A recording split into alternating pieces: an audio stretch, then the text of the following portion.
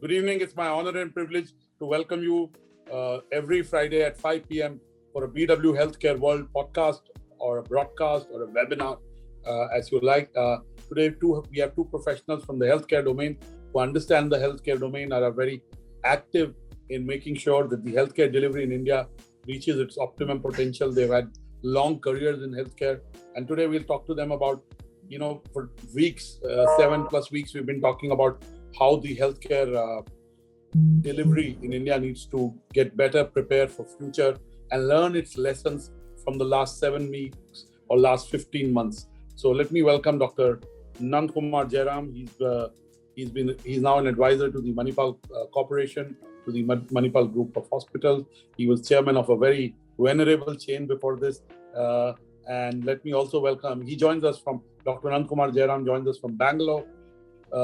We also have Mr. Sougat, Chatterjee, who's the CEO for the Apollo's Preventive Healthcare unit, and clearly in India is the largest capital of NCDs, or non-communicable diseases, or what we call lifestyle disorders or lifestyle diseases. And clearly in COVID, we've seen that people who were unhealthy because of these lifestyle disorders had to face the brunt of COVID even harder. And today in the afternoon, we lost a hotelier, an entrepreneur. He was just 48. Preeminent Mr. Batra was the executive director of the World Group because he suffered COVID, he recovered and he went for cycling. So possibly he overexerted. I'm not a doctor, I'm just telling you from what I've heard. So clearly, fitness is very important, but at the same time, this time COVID has had longer impact on people, even in recovery. So go slow. I know we live in a very fast-paced world, but I just want to talk to these two leaders about how should we ramp up the healthcare delivery ecosystem, what are our lessons, how do we get our GDP spends to 6%, which is what most countries do. We have a planned outlay of 2.6%, 2.5%, but we do less than 2% every year. So clearly these are answers that we'll get from these gentlemen. But let me start by asking Dr. Nandakumar Jairam first, how have been the last 7 weeks for you, both personally and professionally? Well, I can say that they've been one of the most traumatic periods of my life, not necessarily only my professional life, for my life. And I will say why I say this. I say this because I was always very confident and boastful of urban Indian healthcare infrastructure. Before this pandemic struck, we were sitting on top of what we believe was an industry that was par excellence in terms of the quality and in terms of the availability of health infrastructure. Where in the world, and even the developed world, would a patient walk into a specialist consultation on the same day that he desires it? Very few. Everything changed with COVID. How did it change? It changed in 2 or 3 dramatic ways. It produced huge pressure on the health infrastructure. It caused immense stress on the manpower of medical infrastructure. And the third is that we were not able to save lives that we could have. And that indeed is the most tragic part of what I have witnessed in the last 7 weeks. The second wave was upon us with the ferocity that we did not imagine. And I could see that we were short of beds, short of oxygen. And whatever we did and try, there were instances, and I would reluctantly have to say that it makes me feel ashamed that we were not able to save people, and this memory will live with me forever.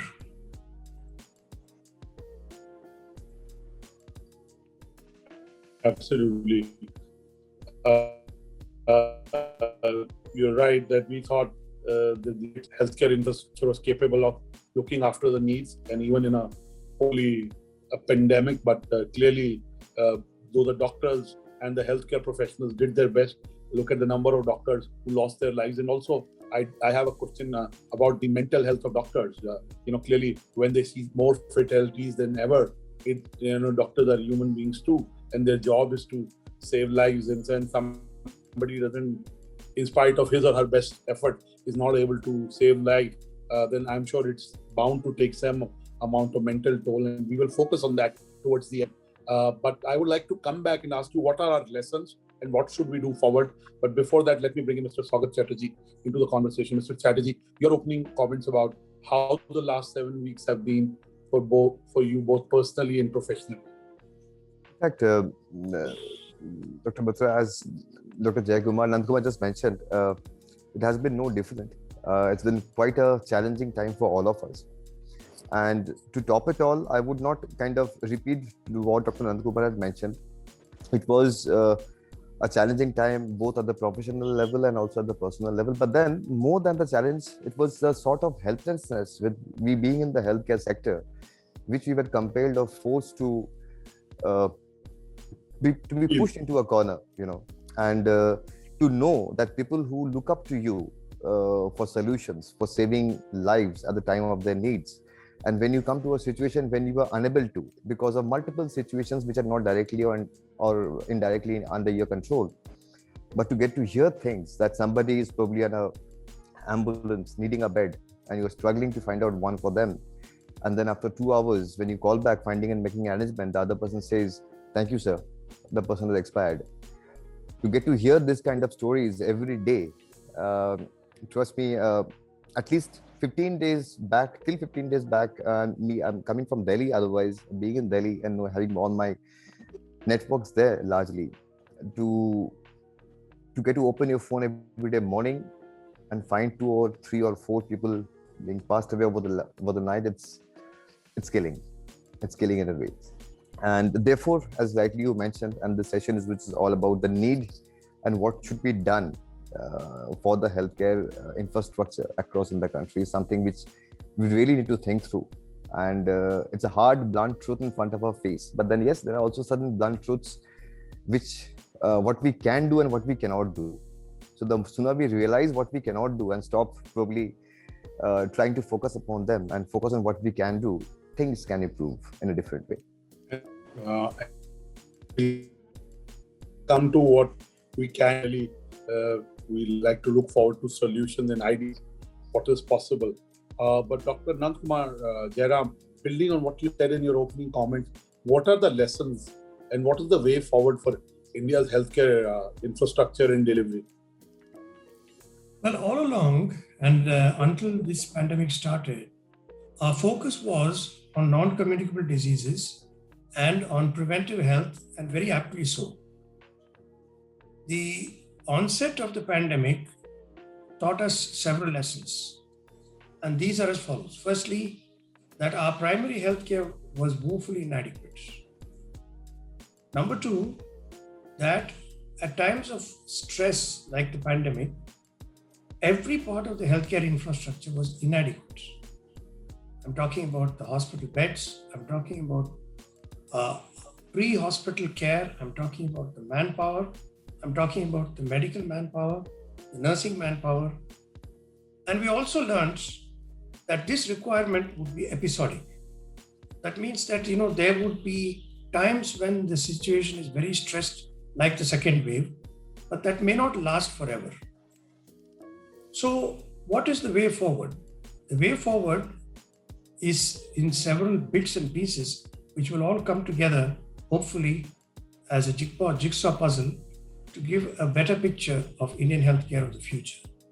First and foremost is to build robust primary healthcare and increase the availability of good evidence-based practice at the primary level across rural, semi-urban, and urban India. Today, what is happening is the secondary and tertiary infrastructure of hospitals is stretched because many people believe that that is the place that they can get care for anything that is related to health, which is obviously not true. We need to understand that for many instances, prevention is much better than even care. And wherever care is required, it is to be graded from primary to secondary or primary to tertiary, depending on the condition and the need. This is primary. There is another important aspect, and that is to rapidly develop a workforce that is trained and ready to combat. Now, what do I mean by trained and ready to combat? We have learned that the pandemic gives an episodic requirement of increased manpower. And in between, this manpower will remain idle unless we have them do or perform certain other actions or work. So if you look at and compare this with what was known as the home guards, and I don't know how many people would remember this, there was a workforce called home guards who were trained in various services, but who were called upon at times of need. And we need to create this workforce Special situation. for special situations. And that is the second. The third is we must encourage epidemiologists to study and project the kind of issues that we will have to deal with in the coming future. And this was something that we were unprepared for, but we know that we may have to be prepared to deal with this at very, very different times in the future. The last part is to develop healthcare infrastructure which supports the sudden episodic demands. Now you look at the COVID care centers across the country. After the first wave, in many centers, they were dismantled, only to learn the bitter truth that at short notice they were required. So idle infrastructure, no doubt, but there may have to be a need to develop this as well. I'll close by saying that the government should understand that this entire setup is possible only with the cooperation, involvement, support of private healthcare, both at the urban and at the rural level. All of us know that 70% of this country's healthcare is provided by private healthcare. And we need the support of this group, and the government and private healthcare have to work together in delivering this.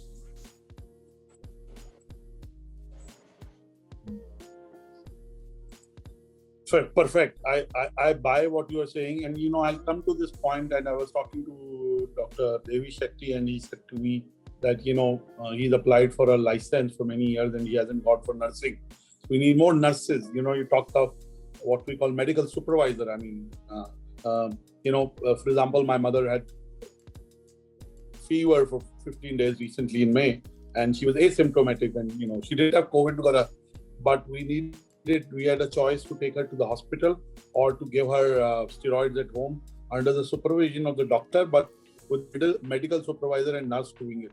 Now we need a lot of those, you call them home guards from a defense, homeland security standpoint, but these are intermediary, well-trained professionals who can step in when needed in large numbers, as you said, in special situation when needed. So clearly, not just investing money, we need more doctors.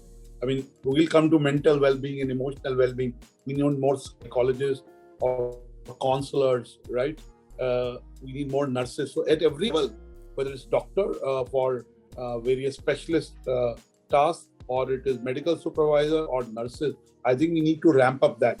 And the solution very simple, like in IT, ITES, the fact we have so many engineering colleges. That's why we have a TCS, we have a Wipro, we have a Cognizant, and so on and so forth. Infosys, we need to do the same. We need to deregulate medical education. And there are vested interests in not deregulating it. That's a separate debate by itself. But I buy your point that we need to build the healthcare manpower muscle, so to say, at all levels. That's the point you're buttressing. I think I buy that quickly. Mr. Sougat Chatterjee, what are the lessons we've learned, and hence what should be our actions? So in fact, Dr. Batra, as Dr. Nandakumar just mentioned, so these cracks were there in the system even before. The only thing is that the COVID has exposed these cracks many more times in our face. Even before, we were assured of a 30-minute service delivery time for a pizza, but we never got an assurance for the same for an ambulance to reach at a given point of time. So the healthcare challenges were existing all the while through. And as Dr. Nandakumar very categorically mentioned, more than the health, the aspects of care, pre and post, are extremely important, because the health in between is actually an output of the pre and the post care. And when it comes to pre and the post care, two things come across very importantly. And one is the predictive part. So where we say that where the preventive healthcare comes into play. So where we can predict, prevent, and overcome. And second is the post-care, where we have those people who are not only skilled, but equally compassionate towards handling those kind of healthcare ecosystems. Now, the challenge here is also in two ways. One, despite of all and whatever investments we bring across into the system of the healthcare, we can never come to a system where our bed to per person ratio would be probably 1:10.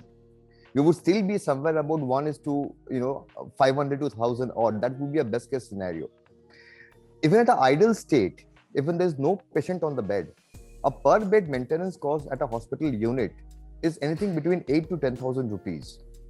Now, from a private player, if somebody has to set up a unit, maintain it, keep the quality up, have the best of the doctors, put the facilities in, and at the same time talk about those kind of occurrences where we say the preventive health will restrict you from coming to hospitalization, then from where the private players will make money out of it. And that's where exactly, as Dr. Nandakumar also mentioned, the role of the government comes into hand many ways than one. This sector needs to be liberalized in a very different way altogether. This sector cannot be treated as like it happens in probably the European part of the world, where we see healthcare is a very different ecosystem, where healthcare is not about a private entity. Where as a part of our taxation policies, which we are giving across to our government, our health are actually covered, and most of our health needs are covered. Which today we talk of, various initiatives taken by central and state governments, and when we speak of those kind of benefits getting passed on, and there's a caveat of whether it is getting actually passed on or not getting passed on. So therefore, this ecosystem in order to need to change, apart from the technology which we bring in. So for example, today we are talking about the entire emphasis of investment is all about how we can impact the TAT, the turnaround time, be it with respect to efficacy, with devices, with measurement. We are trying to figure out how we can have handheld, not your simple OTC home devices, but handheld scanning and measurement devices, which can decrease the load, which can be more competent in terms of their efficacy. Life support mechanism services, a self-reliancy upon them about every unit. Now, these needs to be supported with a very strong policy from the government, by which these hospitals, the private sector hospitals, they don't end up bleeding in the times to come. They know that if I am living up to it, I get substantial amount of a benefit and a share and a support from the government, by which I can offer the optimum healthcare. And it should be a conjoint effort between the government and the private players, where with the post-liberalization, we can take up this healthcare need and the load into the Tier 2 and the Tier 3 cities too, where people don't look up into the metros and the urban markets only, where they have to reach out for quality healthcare. So that myth should somewhere get broken, and the regulation should help across in maintaining the quality, which should happen at an optimum level from the government departments. Okay. I think if what you and Dr. Nandakumar Jairam are saying is implemented, then I think we'll be in a very different state than we are currently, where we, in spite of having the best trained manpower, and Indians' attitude is full of service. The doctors I have known were my 5 decades plus, they have when you talk to a doctor, there is an attitude of service. Sometimes my old father who's 82 complains that everyone has become commercial. When you have to run an establishment and families, you have to also do. But more or less, the doctors have a service attitude. And as we provide for the basics, and you're rightly saying, invest more in healthcare while the private sector needs to be upping that and needs to be treated a little differently, I think the government also needs to up its, and in terms of not just policy announcements, but implementation. Absolutely. And all parts of the healthcare delivery system coming together. Now, let me start with Mr. Chatterjee this time. Mr. Chatterjee, you are the CEO of the Apollo's Preventive Healthcare business. Now, prevention is better than cure. We've always heard that. And the cost of curing is higher than the cost of prevention from a mathematical standpoint. And give us a sense of why preventive healthcare should be even more important in now and in future than it ever has been. Give us a sense through some data points, and give us a sense through the kind of shortage of focus that we have on this. Yet, Sure. is that's my personal view that we still don't focus. Sure. I've also become much more careful about my health after COVID. Plus, hearing some other cases, like I eat the right diet, right enough. We don't talk enough about sleep. Sleep is very important. I don't do enough movement, but I do yoga in the morning, and I'll start doing movement as things get better. But I'm very conscious than I ever was in terms of what I eat, my sleep, my breathing. These three things. I need to do more physical activity, which I will in due course. But give us a sense of why we should be focusing a lot more in preventing than in curing. Absolutely. Dr. Batra, these are certain figures which have been provided by WHO, right? What we have seen with COVID is actually nothing in comparative to what is the aftermath even there which was existing. For example, tuberculosis alone claims about 1,200 lives per day, right?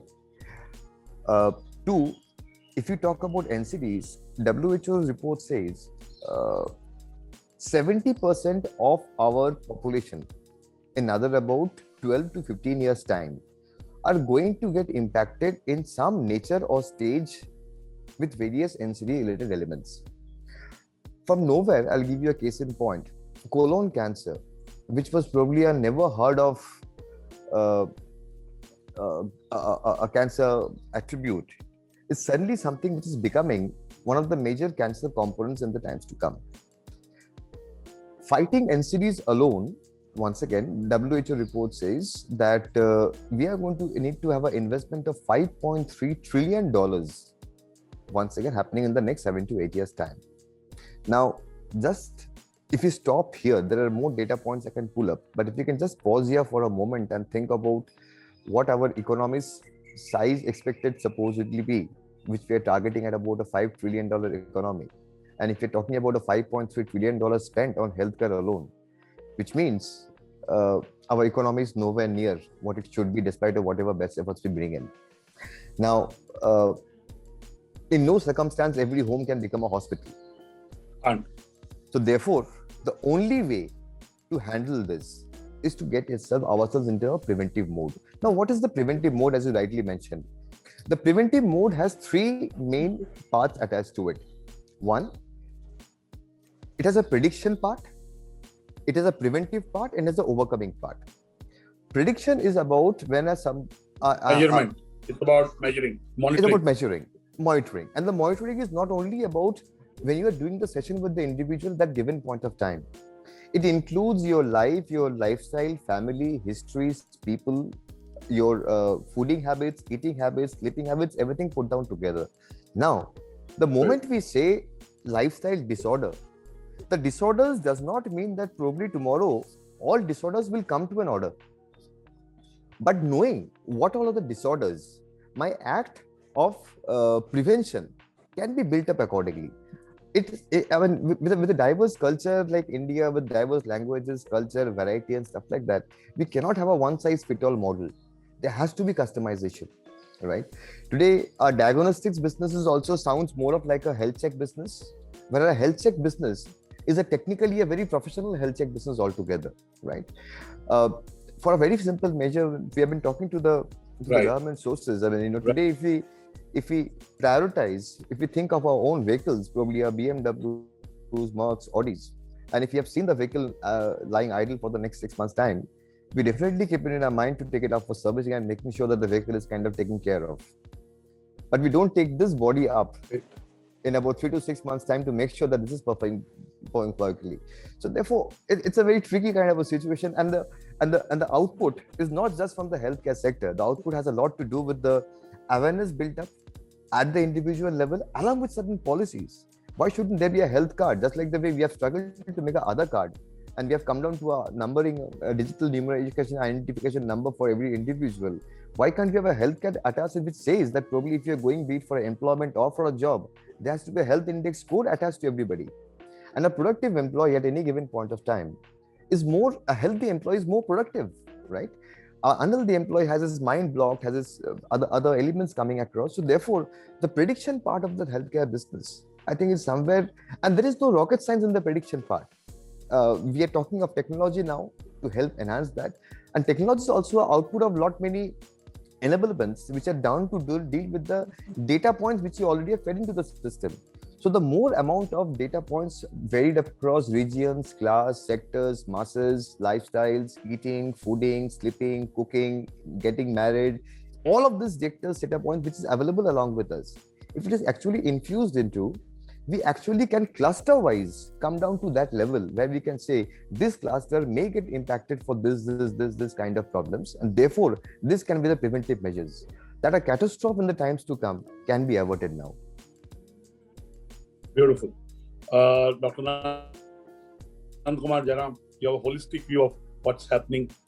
Why don't you build on why prevention in terms of healthcare is better than cure, and where should the focus be? And it's not an either or question. It is not an either or question. We need to create people who have crossed the threshold of not being able to be cured in the sense of being cured. And again, in medical, it is about trade-offs. You don't let it deteriorate to a point where it starts to impact life, to say, or the activities you need to keep in check. For example, we know that sleep apnea can be minimized. We know that diabetes can be reversed. We know that even in a lot of cases, cancer can be reversed. You have to believe in it, and you have to be disciplined, and you have to get the expert view. So why don't you give us your views on this, sir? Well, sure. And I think Mr. Chatterjee gave an excellent explanation of why and how preventive health needs to be a part and parcel. I will add a few additional points to whatever was stated. And the first point is that the definition of NCDs by itself tells us that NCDs do not disappear. They stay with you for life. And therefore, many of them have control rather than cure. Take diabetes, for example. Unless something innovative comes up today, diabetes, hypertension are diseases that can be controlled. If you control it, then your healthcare costs come down, the chances of complications come down, the healthcare cost to the nation is much better, and you have done justice to yourself. While this is primarily in preventive health, and that's been so clearly brought out, what I would add is that a good component of this is also something that has to be self-done. There has to be an incentive for me to control my diabetes. And this could come in different ways. It could be that... Sometimes incentive also. Yes. And sometimes a disincentive, no question. But the incentive could be that, my insurance premium goes up. Disincentive could be that it goes up if my diabetes is not under control.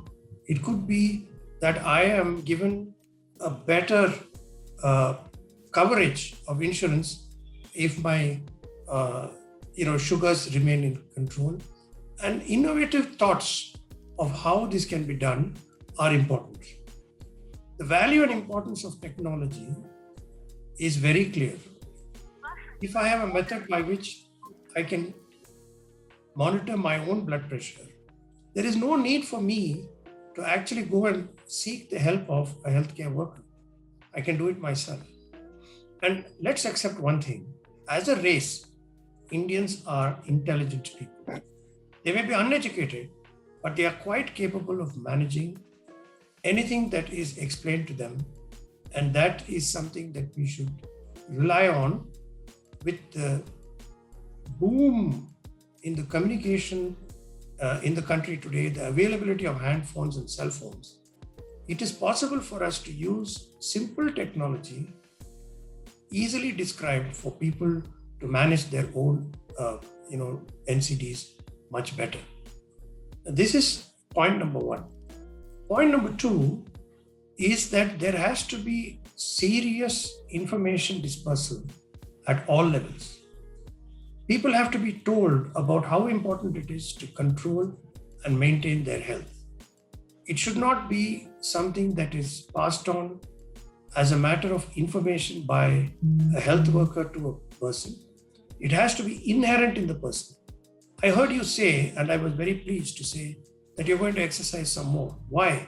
That is because you understood yourself that that is going to keep you healthy longer. And this information has to be known and practiced by as many people as possible.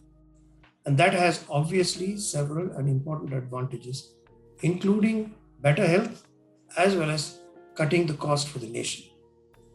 I would add a few other things to this. Health records were stated, and I think that is absolutely must. But I would add that it should be the property of the person rather than an institution. Today, what happens? Proper access to healthcare records is not there. If I go to Columbia Asia, my health record rests with Columbia Asia. And if I seek attention at Apollo Hospital next, then the Apollo physician may or may not have access to my health records. And I certainly may or may not have these. In the digital world, with the availability of health record, this should be open source information that can be accessed by any healthcare worker, government or private, at any point in time for the betterment of humanity. I know this is easier said than done, but that is extremely important. I would also add to say that you have mentioned several NCDs, but there is another enemy that is there at the back and which will raise its head very shortly, and that is obesity. Obesity is another problem that has to be controlled because that has negative effects on many of the NCDs and problems thereof. And the last point that I'd mention is that India's population is also aging. Statistically, it is clear that the percentage of Indians who will be senior citizens will be higher in the next 10 years. If this is the case, then we are going to add additional burden of managing people who are older. This is a special category, and I think they need to be handled in a slightly different way and ensure that their care is as good as that of the younger people. So there are many aspects to it, and I know that some have been covered. Obviously, you can debate about this for the next hour and still not conclude every single point. But I would say that between Sougat and myself, we've hopefully given a perspective of how and what preventive health should be in the coming years. Thank you so much. Now, let me ask you, Mr. Chatterjee, and I'd like a very blunt and honest answer. How do you think, while the hospitals, doctors, nurses, support staff have done their best, and you can see it in the casualties in some way, in the casualty of the healthcare profession, and the fact that we've been able to save a lot, and the fact that the hospitals are fully full, so they were doing their best, of course, the nature of the pandemic and God's wish, was that we lost a lot of our friends, colleagues, families, so on and so forth. How would you rate the response to this public emergency overall, from the government side, from the citizen side, from the healthcare professional side? And I want an honest answer, and I'd like you to be constructive in terms of where improvement should be done as we go forward, because it's like a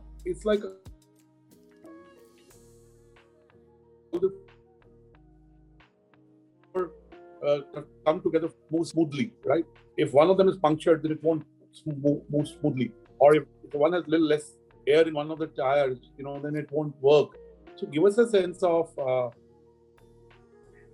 Dr. Batra, it's a very, very important and a very tricky question, both at the same time. Honestly, if I had to give a rating, probably on a scale of 10, I don't know how would I have rated it right now. I mean, I would say a couple of years back, we could have been boasting for our healthcare system, capabilities, doctors, which we had, and indeed. And I must say that the healthcare, it was also the lack of oxygen, which is a little external. It is dependent on supply. It is Correct. not dependent on the hospital. It's not that the doctors did something. But Correct. if we didn't need that much oxygen in the past, and the level when we needed it wasn't there. So there were lots of factors. It's not such a easy thing to blame anyone. Whether I don't want to blame. And blaming doesn't help. I mean, putting responsibility does help, and I think we've done better in the last few weeks, both on the human to human level, community to community level, individual to individual level, response, so on and so forth. So there have been a lot of positives. But the reason I'm asking this is, where can we improve it? No, I get how can we improve it? I get to your point, Dr. Batra. That's what I'm saying. When you said to structure it off, I was just about to say that. So this entire thing falls in two segments. One is healthcare as professionals, and one is a healthcare ecosystem, right?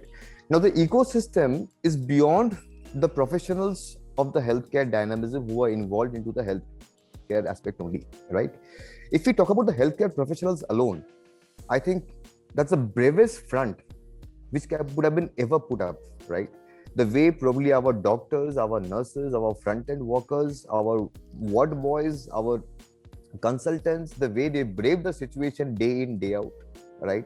Putting everything aside, I think there's no comparative which I can draw, right? And being there in the thick of things, we all know what it took to make things happen, what it took to save every life, and what it took to make sure that, every life which was lost, how much it hurt us at every given point of time. But if we talk about the healthcare ecosystem, the ecosystem alone is not only about the professionals. And as you very rightly mentioned, our healthcare has to do a lot with respect to availabilities. There's a hospital is not about a hospital. A hospital is about the hospital, the area around, the electricity supply, the water supply, the cleanliness, the sewage, the road maintenance, the traffics of it, right? But then if you look into a life, the moment you say a life has lost, the finger gets pointed towards the point called healthcare. But in the process of the life lost, there were multiple other things. So when I say a preparedness for a healthcare ecosystem as a country, probably I would say now it's a learning for all of us, right? And I think we should look beyond that scale. And as I would say, Dr. Nandakumar made a point at a very early stage of his opening when he was mentioning about the country's need to understand relevance of life. There's a point which he used. I think that's something which we need to realize and understand at this given point of time, that when a relevance of life comes into context, our entire ecosystem support to ensure that a hospital, today, 10 out of 10, I would say, Dr. Batra, 7 hospitals would be such where the access roads to our hospitals are challenged, right? Somebody has to, at a level, somebody has to think through that if there's a hospital entity being set up or where area is allowed, there's certain things which cannot be allowed by its surroundings or near its vicinity, right? Today, we talk of lack of oxygen supply. Even when the oxygen is coming across there, the basic storage of the oxygen or the oxygen moving across from the system into the plants at the hospital unit, there are lacks and gaps there also as well, right? So these are certain adjoining things which a healthcare ecosystem needs as a part of its support. How many private entities can have the capability to have their own oxygen development units at the back of its own yard, right? We can only wish for.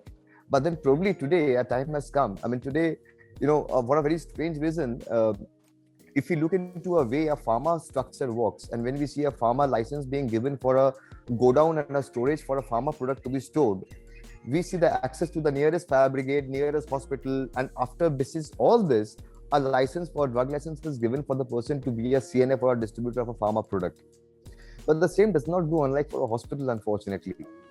We can't even think of a hospital sitting on top of a mall, right? Which we have seen also of late coming across.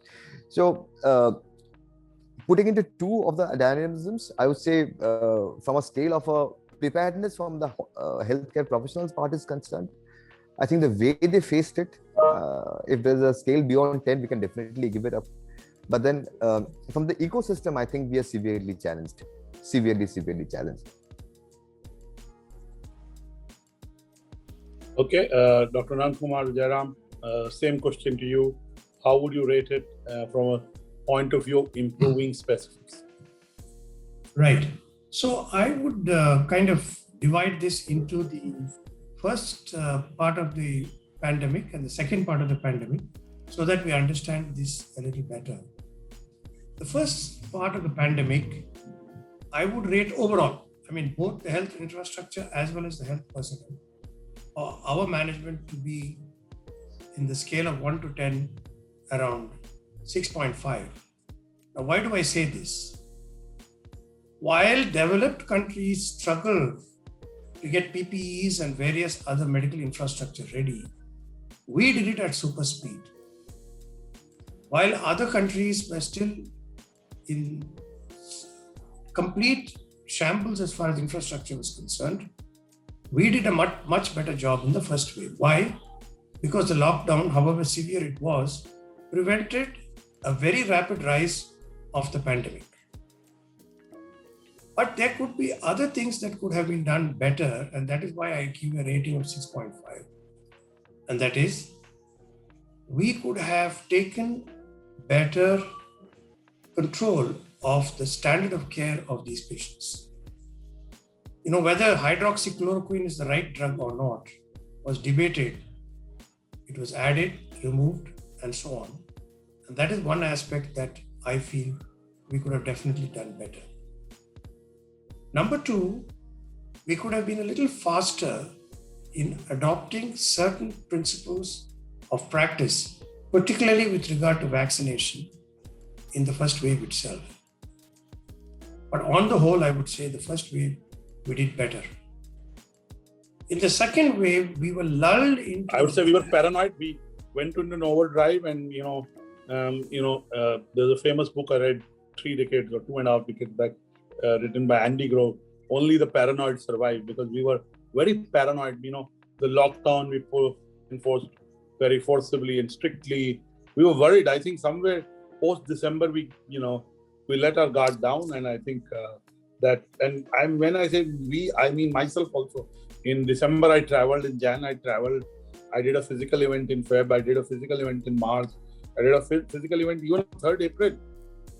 So clearly somewhere we believe that everything is okay. I mean, I'm including myself, forget anybody else, somewhere, I mean, we were masking and keeping distance and all that.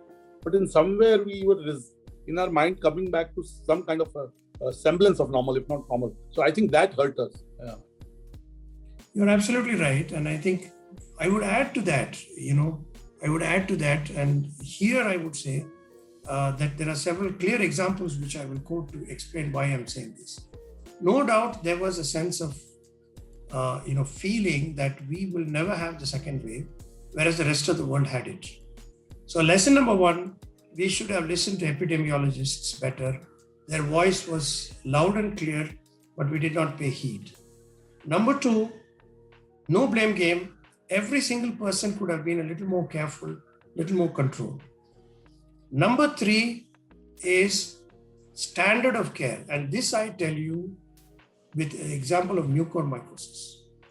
Mucormycosis became so prevalent and a condition that was absolutely preventable because of the abuse of steroids. And while healthcare professionals have to be lauded and complimented in the manner in which they worked day and night, no questions about it. I would also agree that they need to be rated 10 plus. However, when it comes to practicing evidence-based care, when it comes to standard of care, even today, it is inadequate, incorrect. And this is in urban India, but in rural India, it is even worse.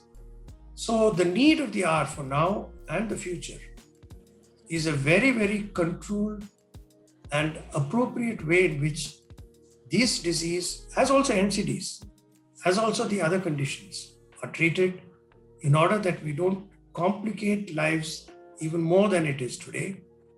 We reduce the costs ensure quick recovery, and also ensure that hospital beds are not clogged up. So, the last point that I would say is that the vaccination could have been done better. The government should have looked at opening up to private enterprise much earlier, allowing them to vaccinate. Of course, they have done a superb job in ensuring that vaccines are manufactured and produced in India, and hats off to them and to those who worked day and night to get this done. But I would say that greater speed and greater inoculations in the months of January and February could have saved lives, and we could have done that definitely better. And I would say that this is ongoing. I can see the speed has picked up. I can see the government is committed. I can see the actions that have been taken in this regard, and I laud them for it. But I can say that this tempo must be continued. And just because the second wave comes down, we should never ever go into the lethargy that we did between the first and the second waves. And you're right, it applies to every single person. It applies to the layman, to doctors, to nurses, and to the government.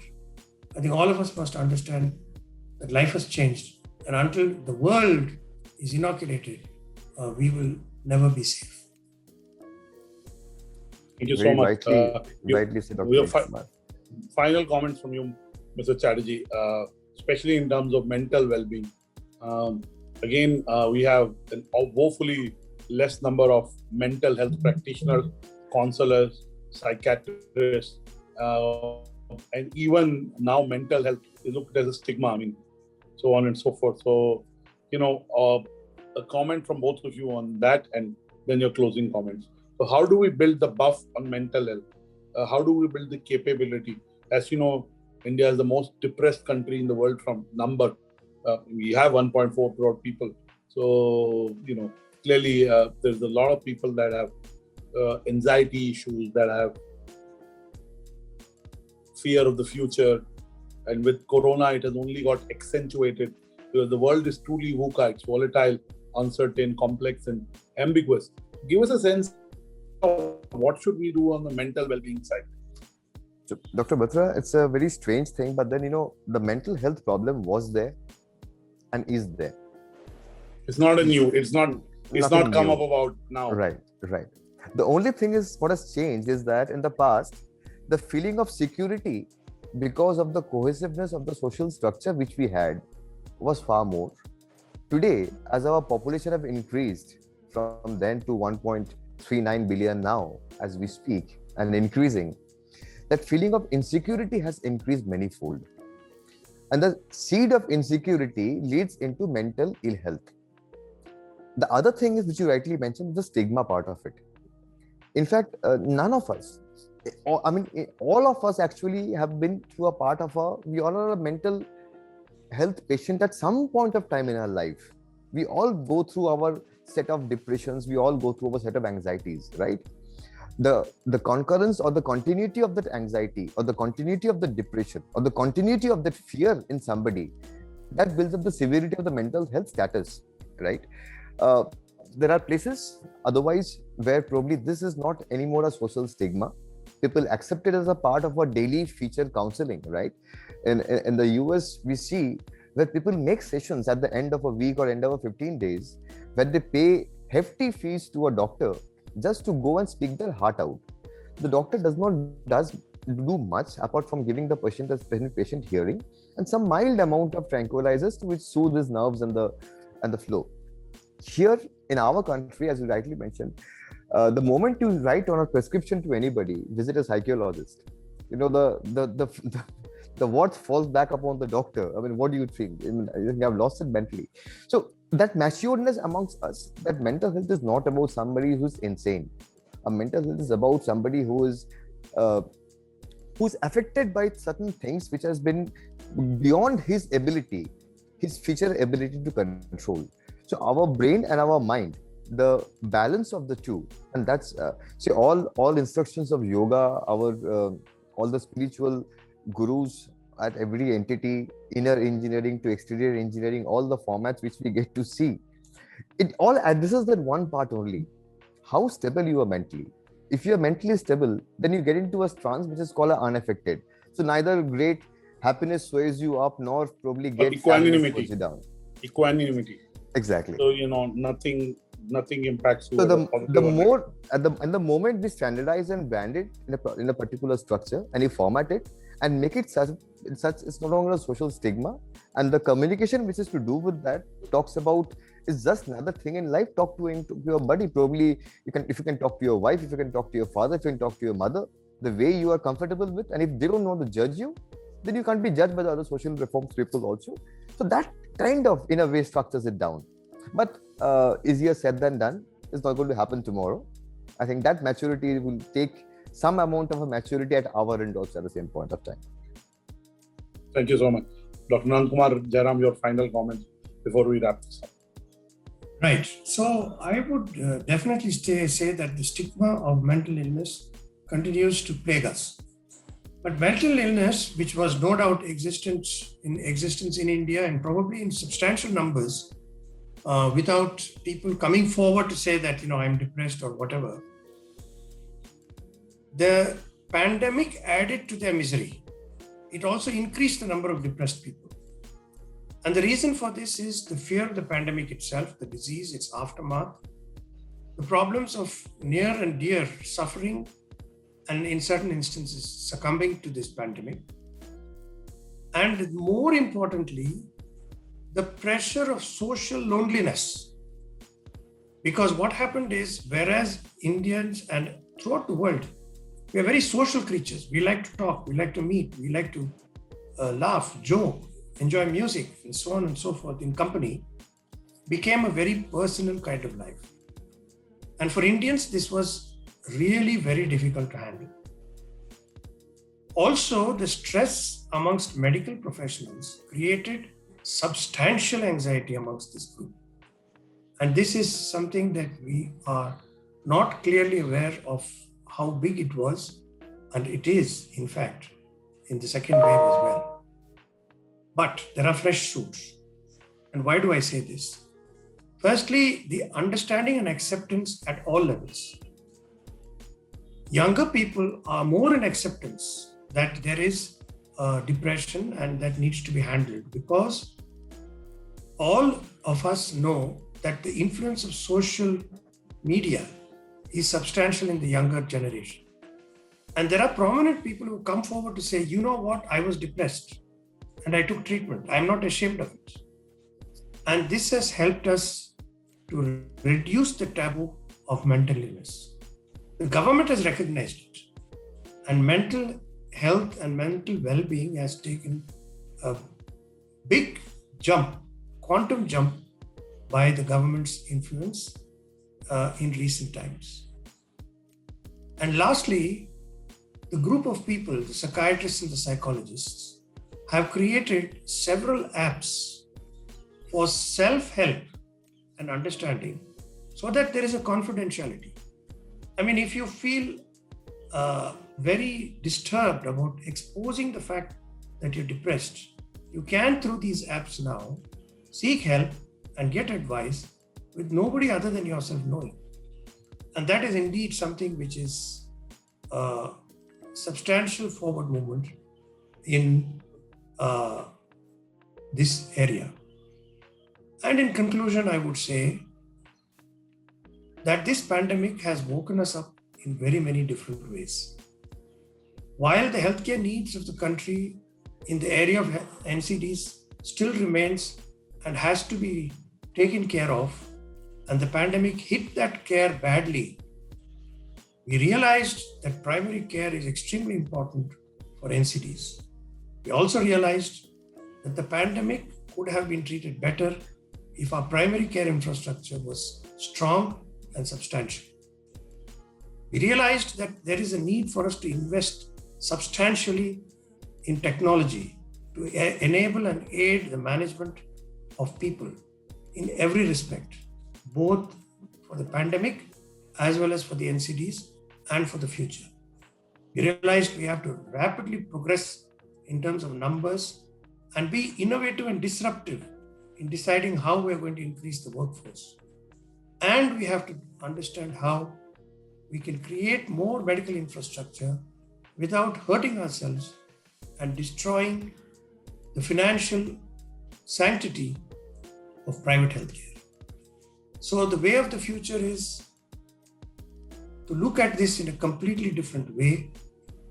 And it also means that the ability of healthcare to drive economy, both by its growth and by its influence on the health of people, is loud and clear. And the quicker all of us realize this and work towards it, the better. Final words. Now is the time to invest in healthcare. Thank you so much. I had this as the second question, forgot to ask a quick comment. A lot of behaviors that we exhibit right now are because of compulsion, like telemedicine, like teleconsulting, telehealth. I want a very straight answer. And if we have the choice to get a physical consultation and a teleconsultation, what do you think, if we have the choice, will happen? Mr. Sougat Chatterjee and then Dr. Nandakumar. So Dr. Batra, both has their own merits. There are certain consults which would require a physical intervention.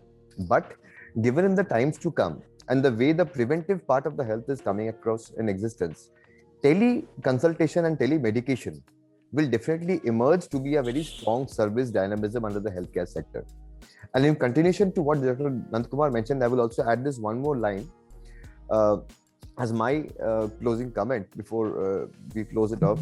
And that is, healthcare should not be treated as a part of the economy. Yeah. Healthcare should be treated as the economy. Because if the healthcare is right, then every part of the economy will fall in place. Today, one healthcare impact has showed us that with one healthcare segment going wrong, how from retail to aviation to infrastructure, everything under the sun has got impacted. So I think this should not be a part of one of the many things in the economy. We should always collectively come across from the corporate players, from the private players, beyond healthcare players. Everybody should come across and pull back together to make sure that we strengthen this entity and make sure that we have a country which is strong and healthy enough to leap into the next decade. Dr. Nandakumar, Jairam, your final word on this telemedicine, teleconsulting versus physical old world consultation. Right. So I must compliment Sougat on the last mentioned words. Fantastic and very appropriate. But I would quote the example of the number of teleconsults that we did in Colombia, Asia during the pandemic and after it ebbed as an example of how telemedicine really works. When we were in the thick of the pandemic, the number of teleconsults was huge and we had to create more infrastructure to manage it. The moment it ebbed, teleconsultation came down. What it tells us is that the Indian and perhaps even in other parts of the world, physical consults are still preferred. But that is for now. Change occurs slowly in the minds of people, but change has to occur. Because if you simply take the requirement and the need, and particularly of rural India, teleconsult is the way of the future, and we must invest in it and move forward.